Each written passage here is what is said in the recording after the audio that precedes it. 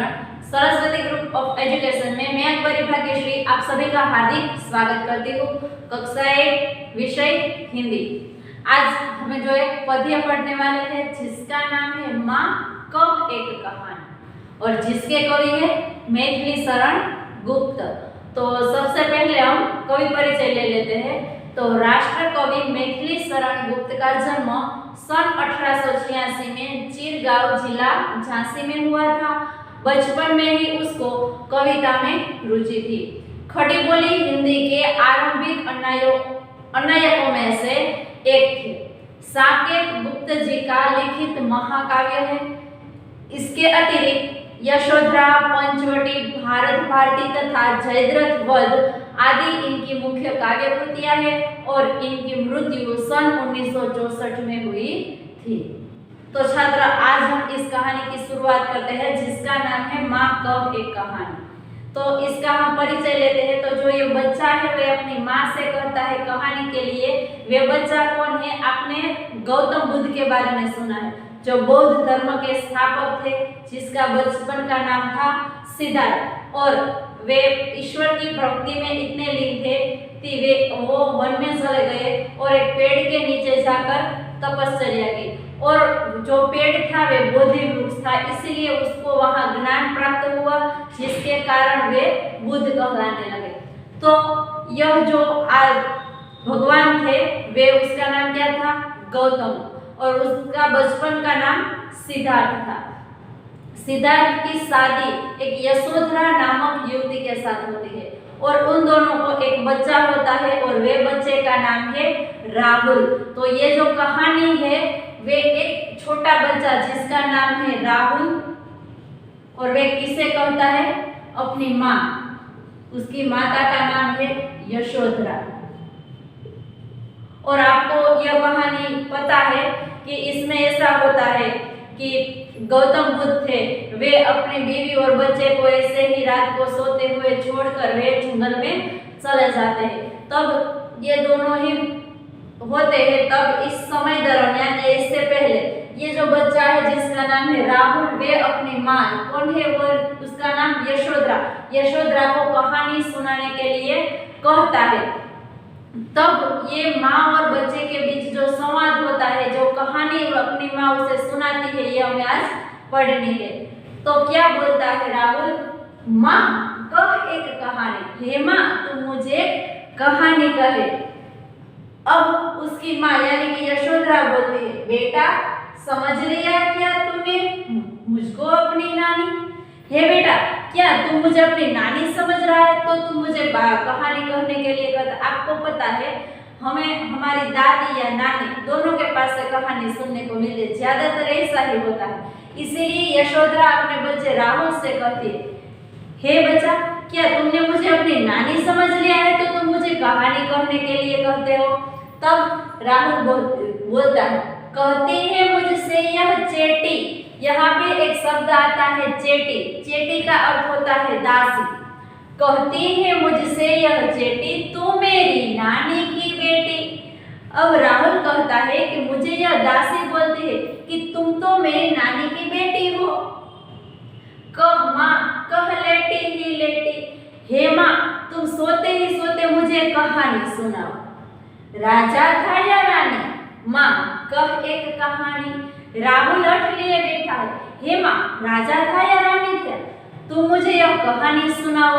अब राहुल है एक छोटा सा बच्चा, वे अपनी माँ यानी कि यशोधरा को बोलता है हे माँ तुम मुझे कहानी सुनाओ। तब यशोधरा उससे कहती है क्या तुम मुझे अपनी नानी समझ लिया हो तो तुम मुझे कहानी सुनाने के लिए कहते हो? तब राहुल उसे कहता है मुझे यह दासी बोलती है कि तुम तो मेरे नानी की बेटी हो, इसीलिए तुम मुझे कहानी सुना। माँ बताओ ना राजा था या रानी थी? तुम लेटी ही लेटी मुझे कहानी सुना दो। अब यशोधरा है वे राहुल से कहती है तू है हठी मानधन मेरे, तुम जिद्दी हो, तुम मेरी बात मान लो। लेकिन राहुल सुनने को तैयार नहीं था। तब यशोधरा उसे कहानी कहती है सुन उपवन में बड़े सवेरे सुन। हे बेटा तू सुन। उपवन यानी कि बाग और बगीचा, बगीचे में बड़े सवेरे सुबह यानी पिताजी, हे बेटा सुबह सुबह उपवन में तुम्हारे पिता जब भ्रमण करते थे यानी कि बगीचे में जब वे टहलने के लिए गए थे, जहां सुरभि मनमानी, सुरभि यानी कि सुगंध, चारों ओर सुगंध फैली हुई थी, जहां सुरभि मनमानी, हाँ माँ यही कहानी। अब राहुल उसे कहता है हाँ माँ सुरभि मनमानी, जहाँ सुगंध फैली हो, हाँ मुझे यही कहानी सुननी है, तुम मुझे यही सुनाओ। अब इसकी माँ यानी कि यशोदा राहुल से कहती है सुन बेटा, उपवन में सुबह सुबह तुम्हारे पिता जब भ्रमण करने के लिए गए थे तब बहुत ही अच्छी सुगंध वहां फैली हुई थी। तब राहुल कहता है हाँ यही कहानी मुझे सुननी है। इसके आगे कहते हैं वर्ण वर्ण के फूल खिले थे, वर्ण वर्ण यानी कि तरह तरह के वहां बगीचे में फूल खिले थे।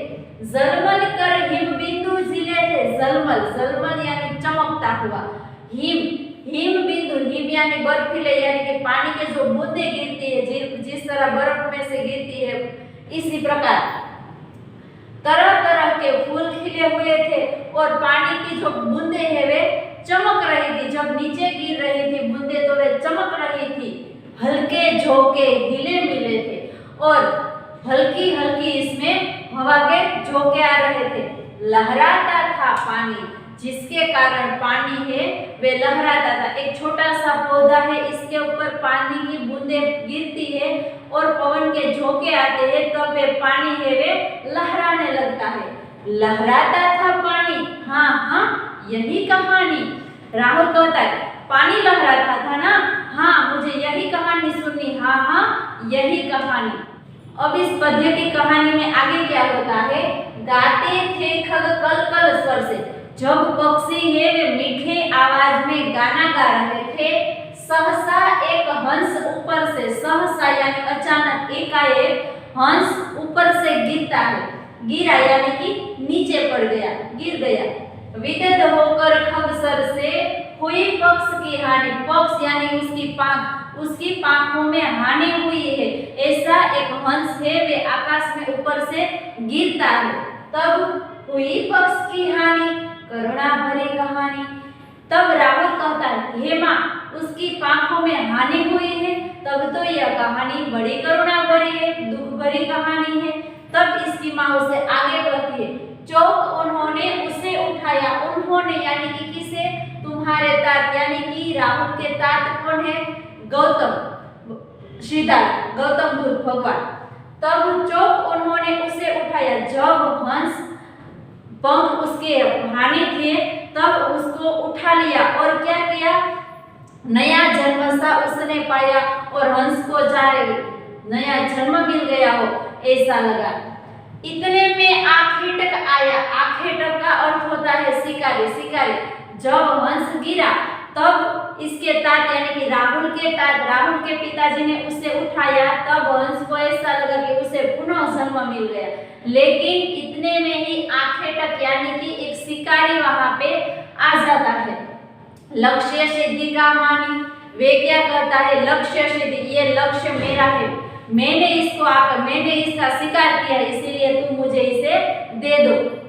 लक्ष्य सिद्धि का मानी, कोमल कठिन कहानी। हे माँ लक्ष्य सिद्धि का मानी वहां पे आ गया तो बहुत ही कोमल और ये कठिन कहानी है। इस दोनों पंक्ति में ऐसा होता है कि जब राहुल के तात यानी कि पिताजी भ्रमण कर रहे होते हैं तब मीठे सुर में पंछी गा रहे होते हैं, इतने में ही अचानक ऊपर से हंस वे गिरता है और इसकी पंख में हानि हो गई है।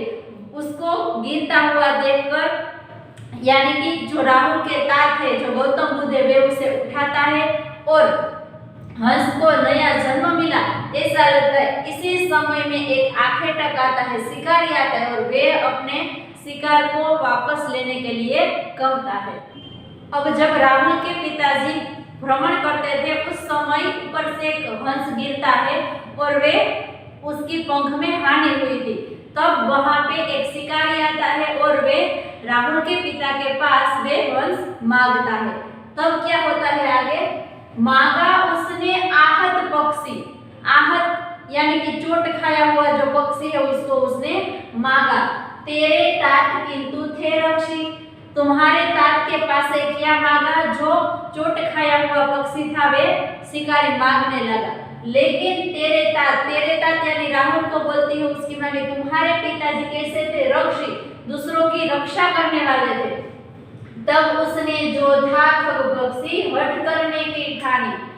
तब उस राहुल के पिताजी ने उस शिकारी के साथ हट की कि मैं तुम्हें यह पक्षी है वे मैं तुम्हें वापस दूंगा नहीं, अब ये मेरा है। हट करने की ठानी। अब बढ़ चली कहानी। राहुल ने कहा, ओहो हट करने लगे मेरे पिताजी, तो अब आगे ही बढ़ती जा रही है यह कहानी। आगे ऐसा हुआ विवाद सदय निर्दय में। सदय और निर्दय, सदय कौन है? जो राहुल के पिताजी जो दूसरों की रक्षा करते, और निर्दय कौन है? शिकारी, जिसको सिर्फ अपना शिकार ही चाहिए, उसके बाद वे कुछ सोचता नहीं है। दोनों के बीच विवाद हुआ, शिकारी और राहुल के पिता के बीच। उभय आग्रही थे स्व विषय में, गई बात तब न्यायालय में। दोनों आग्रही थे दोनों विषय में। वे कहता है, शिकारी कहता है यह शिकार मेरा है तो मुझे दे दो, और राहुल के पिता कहता है कि ये मेरे शरण में आया है इसलिए मैं उसकी रक्षा करूंगा, ये मेरा धर्म है, इसीलिए मैं तुम्हें यह पक्षी नहीं दूंगा। तब ये बात कहाँ पे गई? न्यायालय में गई। सुनी सभी ने जानी। सभी लोग, न्यायालय यानी कि राज दरबार में ये बात चली गई और सभी लोगों ने यह सुनी और जान ली ये सारी बात। सुनी सभी ने जानी, व्यापक हुई कहानी। ओहो माँ, सभी ने सुन ली तो ये कहानी पूरी तरह से फैल चुकी है। अब आगे क्या होता है इस कहानी में हम अगली पंक्ति में देखते हैं। अब शिकारी और राहुल के तात दोनों के बीच ऐसी बातें हो गई कि शिकारी बोलता है मुझे दे दो, और राहुल के तात है यानी कि भगवान गौतम बुद्ध है वे उसे देने के लिए तैयार नहीं थे। तब ये बात न्यायालय में पहुंच जाती है। तब क्या होता है? राहुल तू निर्णय कर, इसका न्याय पक्ष लेता है किसका? तब यशोधरा राहुल से कहती है, राहुल अब तू ही बता जो न्याय है वे किसका पक्ष लेगा, तुम्हारे पिताजी का या शिकारी का? कह दे निर्भय जय हो जिसका, सुन लो तेरी बानी। अब यशोधरा कहती है, कह दे निर्भय, तुम निर्भय होकर मुझे बता दो जय हो जिसका, किसका विजय इसमें होता है। सुन लो तेरी बानी, मैं भी सुन लूं कि तुम क्या कहना चाहते हो। माँ मेरी क्या बानी, मैं सुन रहा कहानी। तब राहुल से कहता है, माँ मैं क्या बोलूं इसमें, मैं तो कहानी सुन रहा हूँ इसलिए मैं कुछ राय देने वाला नहीं हूँ। इसके आगे क्या करते हैं यशोधरा? कोई निरपराध को मारे। कोई निरपराध यानी कि जिसका अपराध न हो फिर भी कोई उसे मार रहा है तो क्यों अन्य न उसे उबारे? तो क्या अन्य को उसको बाहर निकालने का कोई हक नहीं है? अगर कहीं पे अपराध हो रहा है तो हमें उसे रोकना चाहिए। तो इसमें कौन सी नई बात है? इसीलिए तुम्हारे पिता है वे उसकी रक्षा कर रहे थे। रक्षक पर भक्षक को वारे, न्याय दया का दानी। रक्षक पर भक्षक यानी कि जो रक्षा करने वाला है वे मारने वाले से बड़ा है। आपको पता है ना, ये कहावत है कि मारने वाले से बचाने वाला बड़ा होता है। तो उसी प्रकार रक्षक पर भक्षक को वारे, कि तुम्हारे पिता है वे रक्षक थे इसीलिए न्याय दया का दानी। और न्याय ऐसा ही हुआ कि पक्षी को छोड़ दिया जाए। न्याय दया का दानी, तूने सुनी कहानी। हे माँ, न्याय दया का दानी, उस पक्षी को न्याय मिल गया, तूने कहानी सुन ली। तो इसी प्रकार यहाँ पे एक पद्य है वे कहानी के रूप में दिया गया था, वे यहाँ खत्म होता है। आप लोगों ने क्या पढ़ा? तो इसमें दो पात्र राहुल और यशोधरा। यशोधरा अपने पति यानी कि सिद्धार्थ की बचपन की जो कहानी है, जो उसके साथ हुई एक घटना, वे अपने बेटे को सुनाती है कि जब इसके पिता यानी कि राहुल के पिता है वे भ्रमण करते हैं उद्यान में, बगीचे में भ्रमण करने के लिए जाते हैं, तब अचानक ऊपर से इसके पास हंस गिरता है। हंस के पक्ष में हानि हुई, पक्ष यानी कि उसकी पंखों में हानि हुई है, तब वे उसे उठा लेता है और चाहे हंस को ऐसा लगता है कि उसे नया जन्म मिल गया। और इसी समय में एक आखेटक जिसका मतलब होता है शिकारी, शिकारी वहां पे आ जाता है और क्या करता है, राहुल के तात से कहता है कि यह मेरा शिकार है, तुम मुझे वापस दे दो।